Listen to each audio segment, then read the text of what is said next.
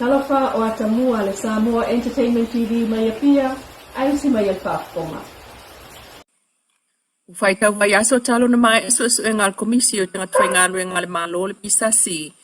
Fatau office silium tanga luengo tinam tama ita Dr. Mema Motsanga. Matu inatulan fautuang kapneta fa malolo le ota wailunga. Ewi ina le umalan kon kala tel to finga. Ole onga onga taun unga le aso enga. Utu inatu wail fa mabengal office sili. Wa fiangai pe fa maunia mail minsta si niol kapneta. Eso tanga ile pika pol pepa kapneta. Na tu inatu ile kapneta esele afa yotupe na tusia tu ilungo le pika talo sanga molona fa mauninga esele afa ina sila fiele minsta olem tanga luenga le fionga leota laki la mustelesio mai sa tau fiane ai el kapneta le na pika ile fa maunia ole sia fianga le mai tai office silon fa maunia leo se retreat ale au fainga luenga sa fai le hotel tanoa ai totongi ile tupe o le paketi peta ile fa tangaina na tulanga ile maus fatal nanga maltmaita officially ai ole so le fa yai se fono tanga ale fionga minister tanga luenga tinam tmaita ai manga fsota ai male au fainga luenga ole tausanga lo na fale nei ole susuenga fa apito lo fa tautai se tmaita ai professor mai le investeo lo tona Miss Genevieve Vili mafu anga tonu lava ole tutupu pea o sa wanga i tutonu ainga i Samoa. Lea ua toi wha solo e pe tutonu nu e se fulu. Na fili mai i a Samoa e whai aile nei so esu enga wha apitoa. Ole vai asole nei u wha tasi ai fo isui o so esu enga level nei le moto le 3 hearts i wawala. Mo le tausanga lo na wha o lana tāpen penanga. Ole sila asanga o le esu esu enga uso o tangai nei i le momoe ese lava o le whanau mo moe ese mātua le la ua whaleo. O le sosu e ngai taito o lua sui a wai mai nuu ua filifilia o Samoa e se fulu. Mai lawan to manga o le aso Samoa mua o ke topa le masina fau a lumana ia ile saol whanau lotu a tamaiti. Lea o le ato e asi ai, e le vasenga tonu o le a onga whaafaife au o kolisi maa lua le whakasa whanau i to tonu le Campus of Hope i tōna i mato.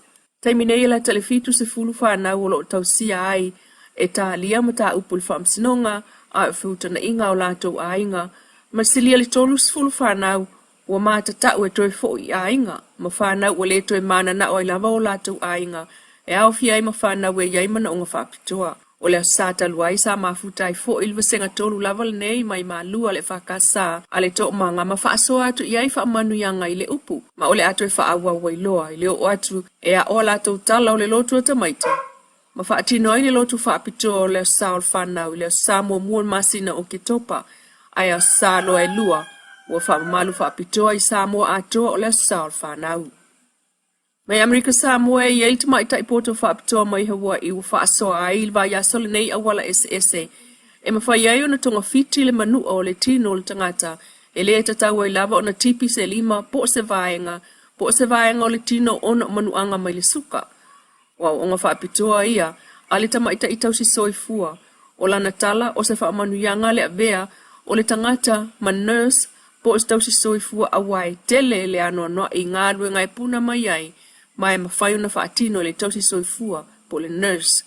E au fiai ma ngā rue ngā whaapisi nisi o le tomai o le tau si soifua, e ma wai fo i tupe, e ese mai le ngā rue ngā o whaia i le whalmai.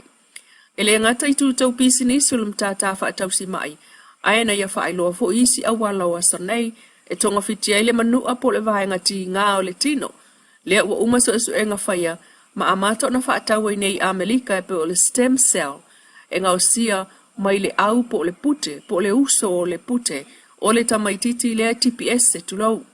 O le vaenga tonu le na e sefe ma whaia iai ngā oioinga wha scientisi po mai poto, ma ngā osia ai cells, e tui atu i vaenga o lo tino, e mana o mio na mapu ma malolo ai, ma whao ngā fo e toi wha fōlinga talavo wel tangata, na ia whao ngā fo i ona fōlinga o lona fia ilo lava pe ia ini suinga. O lo wha solo i Naples kalame a Miss Nancy Moore ke nei tutuila, ai o le wha tā ua o lo avelea, i le tonga fitinga leo manua, ina ia pui ai leo o atu i la sanga o le so ona tipi o i tutino, ai maise o vae ma lima ia fianga o suka. Ua whaatulanga mai lei tūlai walu le tai au o le a whailo ai ai lau manu Samoa ma le au malose i Apani. I lana ta'alonga lana tolo nei ta amilisanga. O se ta'alonga e matua ma o mia le manu Samoa o na manu malo ina ia whaau i pēa o na sa ili sona wanoa i kuara finals. Whailo wha le pulenga ni se swinga i tamata alo. Mai lana au leana malolo ia Argentina i le vai aso taluai. O le a whaatino ina le wha moi moi. Pe ona whaatulanga mai i le leina i luma. Le ua toi ta alo mua ai le sunga ta le ni seu le numero ono. Sa tore ni tau fua le ata alo mua le numero valu. Pa pe ona toi fase atu. Le sunga fia toa makfele ni le numero 5. I le leina i tua i lo mawhai lavana ta alo le sunga lima sopo anga o na o manu anga. Tu mawai peala Christian le alifano le numero 10. Ta alo le li o ti entolo le uile le numero 10. Ai fase e mai le sunga tu mua manu le numero 10. Pa pea e di firo, sui tūlanga ia nei tōl awanga le tūlanga o le wingi no me la suruma wha. O le tolu e nei o ta amisanga so o le ipololangi. E kulupu fatasi e lava Samoa ma Japani.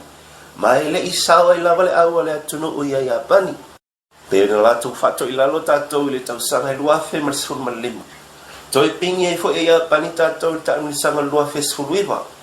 O lisi lani o lau au o le ata mwhai o si le tātou to i lalo le ta amisanga o ni tau sanga. O a tātou props, James, Lei, ma le li o Paul, Alo e Mile. Le tātou huka se lala len, Locks, Chris Fui o kapteni, ma le uso i a fiatoa McFarlane. O a tātou flankers, tāle ni seu le numela 1, pa pea Fritz li le numela 7, numela 8 sa teo le ni tau fua.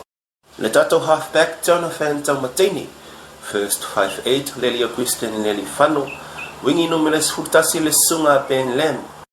Tato second 5 a Laiti Angelo le Wila, center por le numero sun mal tolu tu muamanu. Le si tato wingi numero surfa le sunga Eri Fido, ma tato full peki por le numero sun mal 5 le sunga tanken pai a aua. O tato fa leo numero full wano sama malolo, se full fitu Jordan Lei, Michael ala toa le numero sun mal 8. Sulumele iwat Steven Luatua, alamanta mo tunga le numela 2. Sunga meilani matawao le numela 2 martasi, 2 ni area 4 mai, 2 tolu le sunga teni to ala. Onisio ta'alonga o le fai ungo le neiva yaso o le peleke New Zealand leo le a wheloa ima Italia, Argentina fitau ima Chile, fiti o le a popo Machotia, Scotland leo le a Iloilo ma Romania, Ausitalia fetau ni mapotiko, malai o tatou so mai tonga leo le a feto ai ma Afrika i sauti. Mal talonga lau manu Samoa leo le a whelo ai ai ma Japani, e le itu lai valu a mo taimi Samoa i a sofarai nei. Lo Samoa Entertainment TV mai pia, ai pasoi fuena.